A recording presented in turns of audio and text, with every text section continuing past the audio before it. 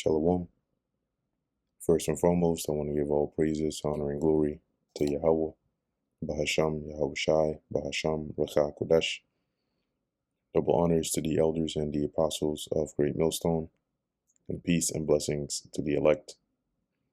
And today we're going to go into the book of Judges, the 11th chapter. As we saw in the 10th chapter, as the Lord raised up the Ammonites, and those that were with them, and they began oppressing the tribes of Israel that were on the east of the Jordan, eventually making their way across the Jordan to come against Judah. So here we are in Judges 11 and 1. Now Jephthah, the Gileadite, was a mighty man of valor, and he was the son of an harlot. And Gilead begat Jephthah. So Jephthah's father was Gilead through a harlot, i.e. Jephthah's mom was an harlot. And Gilead's wife bare him sons. And his wife's sons grew up, and they thrust out Jephthah. So they basically drove him out, kicked him out, and said unto him, "Thou shalt not inherit in our father's house." So you basically get no inheritance of Gilead, for thou art the son of a strange woman. Because your mother was a harlot, you're not getting no inheritance. So they basically kicked him out. Then Jephthah fled from his brethren and dwelt in the land of Tob. And there were gathered vain men to Jephthah, and went out with him. And it came to pass in process of time that the children of Ammon made war against Israel. And this is what we were reading of in the 10th chapter, how they gathered to come against Israel. And it was so that when the children of Ammon made war against Israel, the elders of Gilead went to fetch Jephthah out of the land of Tob. And they said unto Jephthah, "Come and be our captain, that we may fight with the children of Ammon." So come and lead us, being that you're a mighty man of valor, and into this war against the children of Ammon. And Jephthah said unto the elders of Gilead, "Did not ye hate me, and expel me out of my father's house? Weren't you the same people that kicked me out of my father's house? And why are ye come unto me now, when ye are in distress?" Yeah, so why are you coming to me now? Now that you're facing troubles and you're afraid of the Ammonites, now you want to come to me?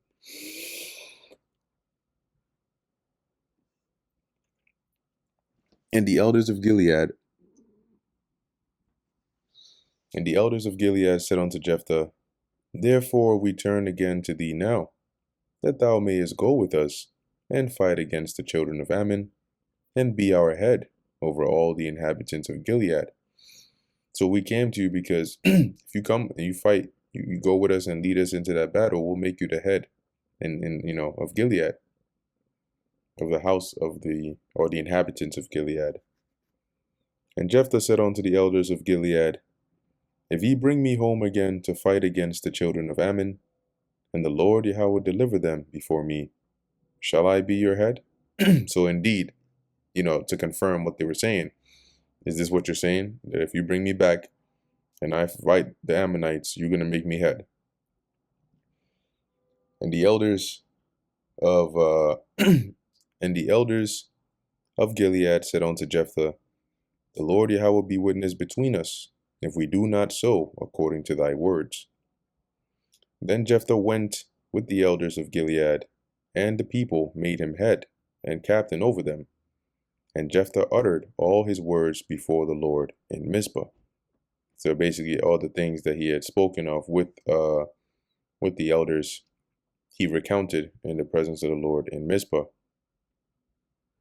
And Jephthah sent messengers unto the king of the children of Ammon, saying, "What hast thou to do with me, that thou art come against me to fight in my land?" So what's your business? You don't got no beef with us. Why are you here?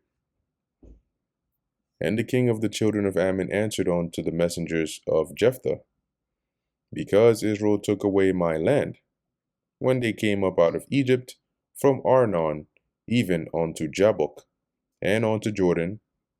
Now therefore restore those lands again peaceably." So the king of Ammon, he's here, and his quarrel is Israel took my land when they came out of Egypt. and I want them back. And Jephthah sent messengers again unto the king of the children of Ammon, and said unto him, Thus saith Jephthah, Israel took not away the land of Moab, nor the land of the children of Ammon. So we didn't take any of your lands.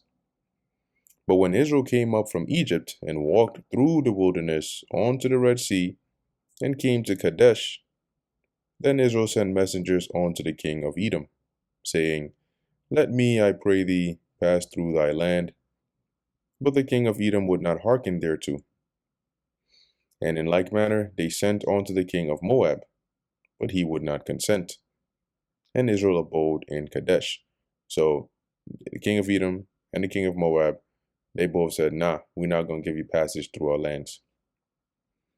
Then they went along through the wilderness and compassed the land of Edom and the land of Moab, meaning they went around. Instead of going through their land, they went around it, and came by the east side of the land of Moab, and pitched on the other side of Arnon, but came not within the border of Moab, for Arnon was the border of Moab. So they didn't cross into the land of Moab to take it over. And Israel sent messengers unto Sihon, king of the Amorites, the king of Heshbon. And Israel said unto him, Let us pass, we pray thee, through thy land into my place. But Sihon trusted not Israel to pass through his coast. But Sihon gathered all his people together, and pitched in Jahaz, and fought against Israel. Now I pulled up here a map, approximation of the region that we're talking about here, right? So you see the blue here, or the red is the former territory, as it says, of Sihon, which now Israel dwelt in.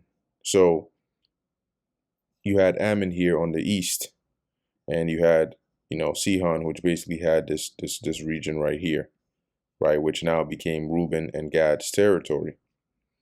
And so because he refused to let us pass through, as we're reading of here, and he, as it says, he gathered all his people and pitched in Jahaz and fought against Israel.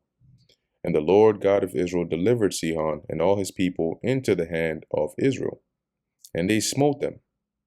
So Israel possessed all the land of the Amorites, the inhabitants of that country. Hence, after smiting them, we ended up taking this part. But Ammon's was over here. Now, whether Sihon ended up taking territory from Ammon in time past and then, making it theirs, that's between them and Ammon, which is the point that Jephthah is making here, which is that we didn't come and take this land from the Ammonites. Sihon of the Amorites came out against us. We defeated him, and we took that. It says here, so Israel possessed all the land of the Amorites, the inhabitants of that country. And they possessed all the coasts of the Amorites, from Arnon even unto Jabbok, and from the wilderness even unto Jordan. So now the Lord Yahweh God of Israel hath dispossessed the Amorites before, or from before his people Israel, meaning he drove them out of the land from before his people. And shouldest thou possess it? So if the Lord cleared them out the land for us, why the hell should you come and take the land? Will not thou possess that which Chemosh thy God giveth thee to possess? So why don't you stay in your lane, right? And you dwell in the lands that Chemosh has given you. So whomsoever the Lord Yahweh our God shall drive out from before us, them will we possess. So our God drove out these nations from before us, so those are the lands we took.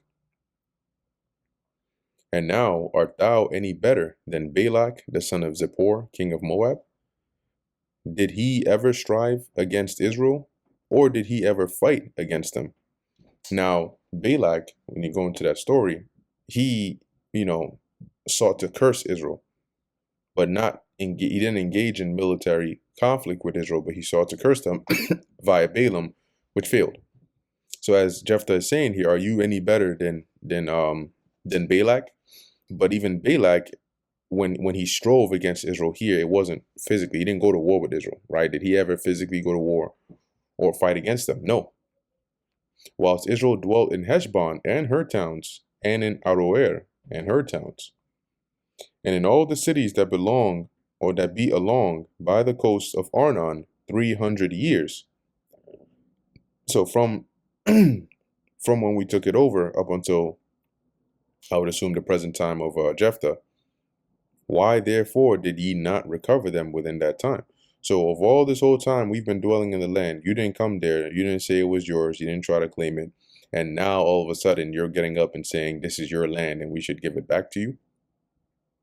Wherefore I have not sinned against thee, but thou doest me wrong to war against me. So really you're in the wrong trying to war against us. We haven't done anything wrong to you. The Lord Yahweh the judge be judged this day between the children of Israel and the children of Ammon. Howbeit the king of the children of Ammon hearkened not unto the words of Jephthah which he sent him. So he wasn't even trying to hear that. Then the Spirit of the Lord came upon Jephthah, and he passed over Gilead and Manasseh, and passed over Mizpah of Gilead, and from Mizpah of Gilead he passed over unto the children of Ammon. And Jephthah vowed a vow unto the Lord Yahweh, and said, If thou shalt without fail deliver the children of Ammon into mine hands, then it shall be that whatsoever cometh forth of the doors of my house to meet me, when I return in peace from the children of Ammon, shall surely be the Lord Yahweh's, and I will offer it up for a burnt offering. Now that was definitely not a wise vow on his part, considering the, considering the not knowing, right? He didn't know what that would be, so it wasn't really a wise. That vow wasn't really a wise one to make. Nonetheless, that's how the Lord had it play out, right? And that's what he did. So Jephthah passed over onto the children of Ammon to fight against them, and the Lord Yahweh delivered them into his hands. So he ended up getting the victory over the Ammonites. And he smote them from Aroer even till thou come to Minnith, even 20 cities, and onto the plain of the vineyards, with a very great slaughter. Thus the children of Ammon were subdued before the children of Israel. And Jephthah came to Mizpah unto his house, and behold, his daughter came out to meet him with timbrels and with dances, and she was his only child. Beside her, he had neither son nor daughter. And that's why that vow wasn't very wise, because now you had to make good on it, but having vowed to the Lord that you would sacrifice the first thing that came out to meet you for a burnt offering, now the first one that came out was his daughter, his only child. And it came to pass when he saw her, that he rent his clothes, and says, Alas, my daughter, thou hast brought me very low, and thou art one of them that trouble me.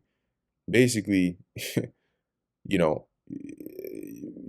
coming to see me, you being the first one to open this door, right, is really not a beautiful thing anymore. It's really a troubling thing for me, considering, for I have opened my mouth unto the Lord, and I cannot go back. I mean, I made a vow concerning this, and I can't take it back.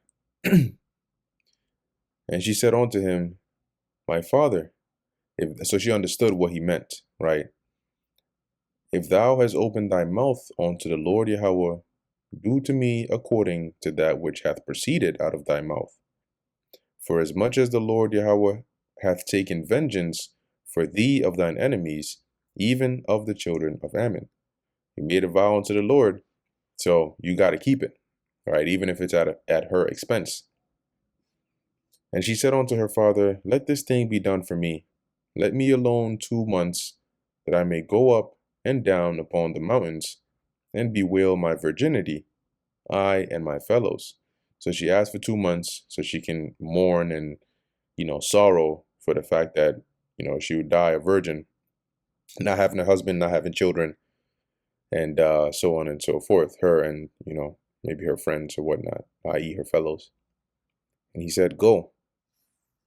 And he sent her away for 2 months, and she went with her companions and bewailed her virginity upon the mountains.